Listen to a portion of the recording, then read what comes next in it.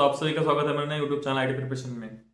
तो आज का हमारा टॉपिक बहुत बहुत इंपॉर्टेंट टॉपिक है। जैसे कि मैंने 10 में से 8 8 जो इंटरव्यूज अटेंड किए, समझ लो कि उसमें से 8 बार तो ये क्वेश्चन पूछा ही गया है। इसलिए मैंने आपके साथ शेयर करना चाहता था कि जो ऑथेंटिकेशन ऑथोराइजेशन के जो क्वेश्चन है नॉर्मली हमेशा पूछे जाते हैं, और अगर हम इंटरव्यू अटेंड करने जा रहे हो डॉट नेट फुल स्टैक का, तो उससे पहले आपको ये वीडियो देखना बहुत बहुत जरूरी है।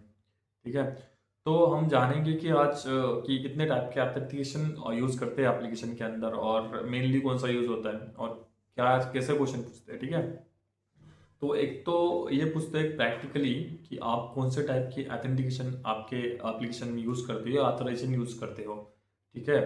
तो आपको बताना है आपकी एप्लीकेशन के अंदर कि आप कौन से टाइप का ऑथेंटिकेशन यूज़ करते हो। तो मैं तो आपको सारे बताऊंगा जितने हैं लगभग। तो उसमें से आपके जो एप्लीकेशन यूज़ करते हो उसका आपको बताना है परफेक्टली। ठीक है। तो मोस्टली तो जेसन वेब टोकन ही यूज़ करते हैं हर कोई, बट कोई कोई एसएसओ यूज़ करता है। ठीक है। और कोई कोई OAuth 2.0 सिंपल एथेंटिकेशन यूज़ करते हैं। तो हर एक एप्लीकेशन का अलग अलग तरीका है एथेंटिकेशन करने का। ठीक है। तो आज पहले जानेंगे कि स्टेप बाय स्टेप जाते हैं कि कौन से एथेंटिकेशन हम यूज़ कर सकते हैं एप्लीकेशन के अंदर। तो आप उसमें से एक बता सकते हो इंटरव्यूअर को, या आपने जो भी यूज़ किया है, जो फ्रेशर है वो भी समझ लेगा कि कौन से एप्लीकेशन ऑथेंटिकेशन करने के लिए सिक्योरिटी पर्पस कितना इंपॉर्टेंस रखती है ऑथेंटिकेशन ऑथोराइजेशन। ठीक है। तो पहले जानेंगे कि ऑथेंटिकेशन ऑथोराइजेशन होता क्या है। ठीक है। तो ऑथोराइजेशन ये होता है जो पर्टिकुलर यूजर आपके एप्लीकेशन में लॉगिन करता है वो ऑथोराइज है कि पर्टिकुलर फीचर को एक्सेस करने के लिए। ठीक है। और मतलब आपने एक बार तो लॉगिन कर लिया। ठीक है। लॉगिन करने के बाद बहुत सारे टैब्स रहते हैं। एक तो एडमिन टैब रहता है, मैनेजर टैब रहता है। तो मैनेजर का टैब हम सिर्फ मैनेजर ही देख सकता है, जो नॉर्मल यूजर है, जो नॉर्मल एम्प्लॉई उसको एक्सेस करने का रिस्ट्रिक्शन रहता है वहाँ पे। ठीक है। तो वो रोल बेस्ड एक्सेस रहता है हमारा एक प्रकार से, तो हम उसको बोल सकते हैं ऑथोराइजेशन। ठीक है। आपको एप्लीकेशन के अंदर तो एंट्री मिल गई, बस एप्लीकेशन के अंदर एंट्री मिलने के बाद जो काम स्टार्ट होता है वो ऑथोराइजेशन का होता है। तो हम रोल बेस्ड ऑथेंटिकेशन भी दे सकते हैं या आईडी बेस्ड ऑथेंटिकेशन भी दे सकते हैं, हमारे हिसाब से जो डेटाबेस में स्टोर है उसके हिसाब से। ठीक है। और ऑथेंटिकेशन जो होता है मतलब जो यूज़र लॉगिन कर रहा है तो उसके आइडेंटिटी कंफर्म करके उसको लॉगिन हम देते हैं। ठीक है। एप्लीकेशन में ऐसा नहीं कि डायरेक्टली आपने ओपन किया और डायरेक्टली एप्लीकेशन आपको एंट्री मिल गई। जैसे कि अपने डेस्कटॉप एप्लीकेशन रहते हैं, स्टैंडअलोन एप्लीकेशन जैसे कैलकुलेटर रहते हैं हमारे डेस्कटॉप पे। तो कैलकुलेटर हम ओपन करेंगे, उसमें कुछ ऑथेंटिकेशन की जरूरत नहीं है, वो डायरेक्टली ओपन हो जाएगा, हम नंबर डाले कैलकुलेटर को दे दिया। तो ऑथेंटिकेशन की जहाँ जरूरत होती है, जैसे फेसबुक में हम यूजर नाम पासवर्ड डालते हैं, जब हम फेसबुक में हमें एंट्री मिलती है वो होता है हमारा ऑथेंटिकेशन। ठीक है। तो हम जानेंगे कि ऑथेंटिकेशन कितने टाइप के होते हैं। ठीक है। तो हम बेसिक से स्टार्ट करेंगे। तो आज हम जानेंगे कि कितने टाइप के ऑथेंटिकेशन होते हैं। ठीक है। जो एप्लीकेशन में यूज होते हैं। तो फ्रेशर्स को इम्पोर्टेंट है कि ये आप जान लो कि कितने टाइप के ऑथेंटिकेशन एप्लीकेशन में यूज़ करते हैं। ठीक है। हम स्टार्ट करते हैं बेसिक से। तो पहले होता है password based authentication. Simple authentication रहता है, जैसे कि हम यूजर नेम पासवर्ड डालते हैं फिर हमें लॉगिन मिल जाता है। जैसे फेसबुक में हमने देखा होगा यूजर नेम पासवर्ड डाला लॉगिन हो गया। तो उसमें अलग से टाइप नीचे भी होता है यूजिंग विद गूगल, मतलब login with Google, login with Instagram, ऐसा होता है नीचे। वहाँ पे क्लिक करने के बाद हमें वो फॉरवर्ड करके जाता है ईमेल पे। ईमेल एड्रेस डालने के बाद हमें सिर्फ पासवर्ड डालना होता है और हमें उस एप्लीकेशन में विदाउट यूजर नेम पासवर्ड डाले एंट्री मिल जाती है। तो वो होता है O auth authentication. O auth का मतलब है जो बड़ी बड़ी ऑर्गेनाइजेशन होती है जैसे गूगल, फेसबुक, इंस्टाग्राम, जैसे अलग से एप्लीकेशन होती है, थर्ड पार्टी एप्लीकेशन होती है। तो जब भी हम लॉगिन करते हैं विथ फेसबुक, तो वो क्या करता है कि उस रिक्वेस्ट को, जो एप्लीकेशन रहती है वो यूज़ कर रहे हैं हम थर्ड पार्टी, और वो एप्लीकेशन होती है जो हम रिडायरेक्ट करती है उस गूगल पे, गूगल एप्लीकेशन पे। जैसे हमारे सिस्टम पे ऑलरेडी लॉगिन रहता है, जैसे हमने जीमेल लॉगिन रहता है और हमने लॉगिन विद जीमेल किया, तो वो डेटा जाएगा हमारा गूगल के पास। फिर वो गूगल वेरीफाई करेगा वो अकाउंट आपका, फिर वो एक यूनिक टोकन जनरेट करके आपको सिस्टम को देता है, आपके वो उस एप्लीकेशन को देता है बना के। फिर वो ऑथेंटिकेट करने के बाद आपको एंट्री मिल जाती है। तो फिर आप फिर से जाओगे तो आप डायरेक्टली लॉगिन विथ जीमेल फिर से करोगे तो आपको लॉगिन मिल जाएगा, आपका जो पहले वाला डेटा है वो भी आपको मिल जाएगा। तो ये ऐसे आपको सिक्योरिटी बनी रहती है कि आप यूजर नेम पासवर्ड और कुछ इन्फॉर्मेशन आप शेयर नहीं करती वो एप्लीकेशन। अगर आप जीमेल से लॉगिन करते हो मतलब ऐसा नहीं कि आपका जीमेल का यूजर नेम और पासवर्ड उसको मिल जाएगा, वो सिर्फ टोकन देता है। वो सिक्योरिटी रिलेटेड बहुत अच्छा रहता है कि आप जीमेल से लॉगिन करोगे तो आपको बहुत बार लगता होगा कि आपने जीमेल से लॉगिन किया बट ये सिक्योर नहीं रहेगा, ये रिस्की रहेगा। तो ऐसा कुछ नहीं है, सिर्फ गूगल अपना सिर्फ टोकन बेचता है, ठीक है, यूजर नेम पासवर्ड कुछ नहीं बेचता, ठीक है ना। तो ये अपनी सिक्योरिटी बेस्ड ऑथेंटिकेशन भी रहती है, सिक्योरिटी अपनी कि आपका जो भी प्राइवेसी रहेगा वो मेंटेन करके रखते हैं, ठीक है। तो सेकंड आ गया हमारा OTP, टू फैक्टर ऑथेंटिकेशन और मल्टी फैक्टर ऑथेंटिकेशन हो गया, ठीक है।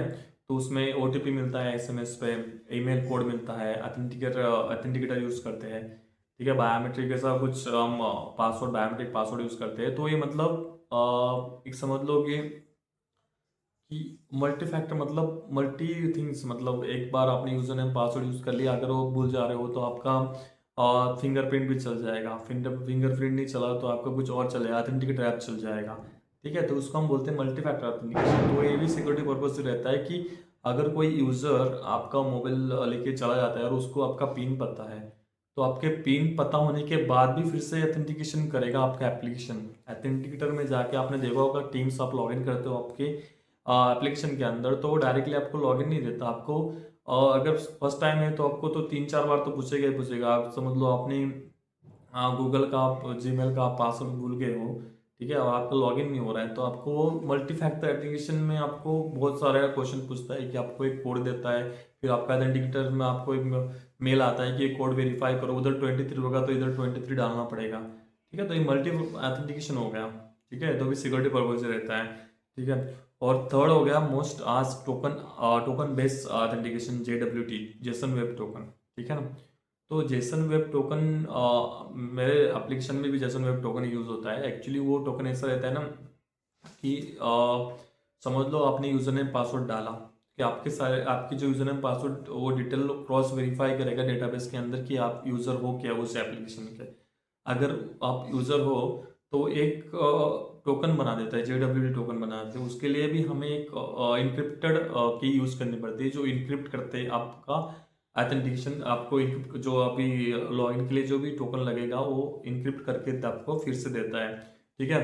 तो वो JWT टोकन हम बार बार रिक्वेस्ट भेजते हैं, जब भी हमें अगर कुछ डेटा रिक्वेस्ट करनी है, डेटाबेस को, बैकएंड को रिक्वेस्ट करनी है, या डेटा आपको इंसर्ट करना है, डिलीट करना है, कुछ भी करना हो, तो आपको एक बिहेवियर टोकन करके आपको हिडर में भेजना पड़ता है वो टोकन हमेशा।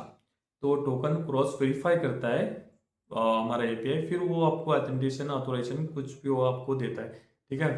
तो वो एक टाइप का हो गया आपका कि JWT टोकन एक 3 पार्ट्स में डिवाइड होता है एक्चुअली, आपको पता होगा। पेलोड, सिग्नेचर होता है, ठीक है ना।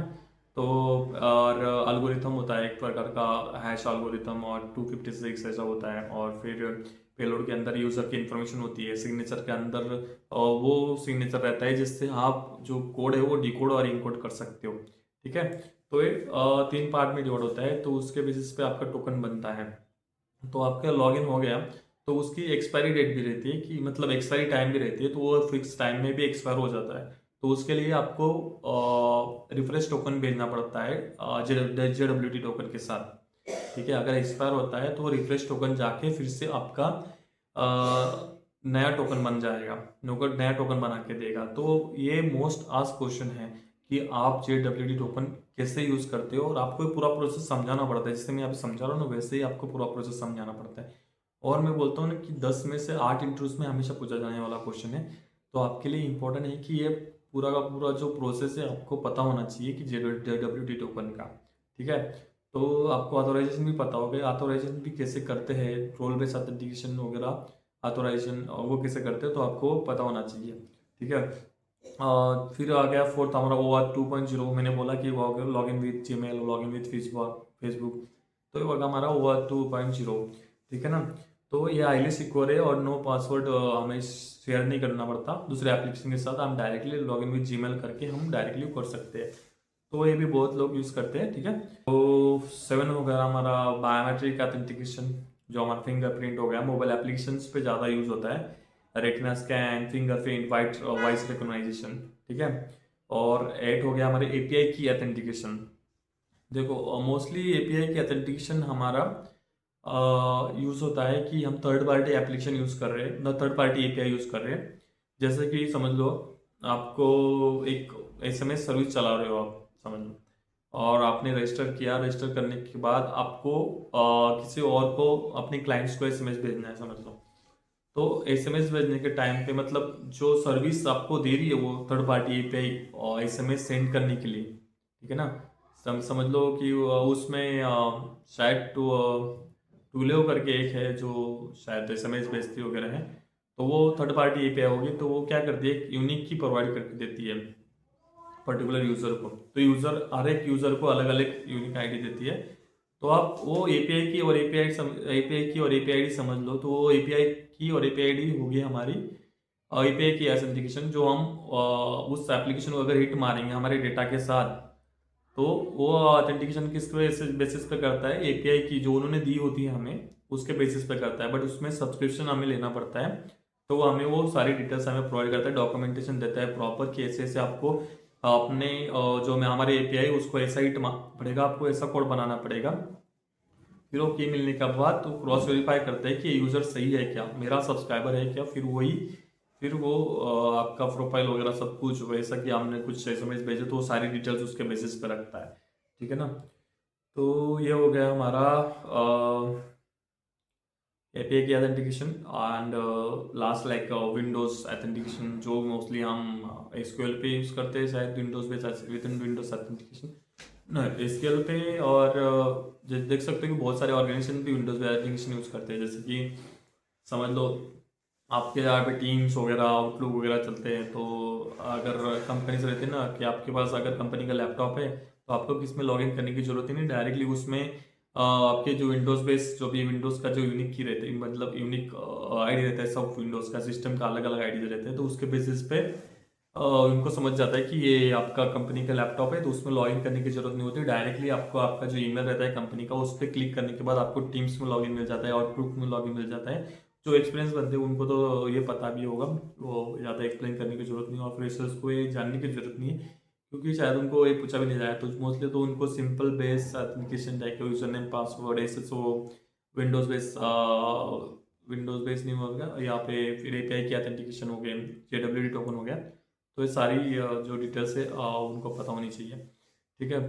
तो वो जो मैंने आपके साथ ये इसलिए शेयर किया कि बहुत बहुत इंपॉर्टेंट क्वेश्चन है और हमेशा पूछा जाता है। और मैंने एक्चुअली बहुत सारे जो मेरे इंटरेस्ट टॉपिक है उसमें थोड़ा सा कवर भी किया, बट पूरा डिटेल में नहीं बताया कि कितने टाइप के आइडेंटिफिकेशन वगैरह रहते हैं। तो आज तो मैं आपके साथ शेयर कर रहा हूँ इसलिए कि आपका जो भी इंटरव्यू उससे पहले आप प्रिपरेशन आप कर लो, ठीक है। अगर वीडियो आपको अच्छा लगा तो प्लीज़ चैनल को सब्सक्राइब करें, शेयर करें। और उनको इस की ज़रूरत हो जो भी इंटरव्यूज़ के लिए प्रिपरेशन कर रहा है, जो भी फ्रेशर हो या एक्सपीरियंस हो, तो उसके साथ शेयर करें तो उनकी और थोड़ी हेल्प हो जाए, ठीक है। तो प्लीज़ चैनल को शेयर करिए, ठीक है, और सब्सक्राइब करें ताकि आपको हमेशा नोटिफिकेशन मिलती रहे। चलो मिलते हैं अगले वीडियो में, बाय।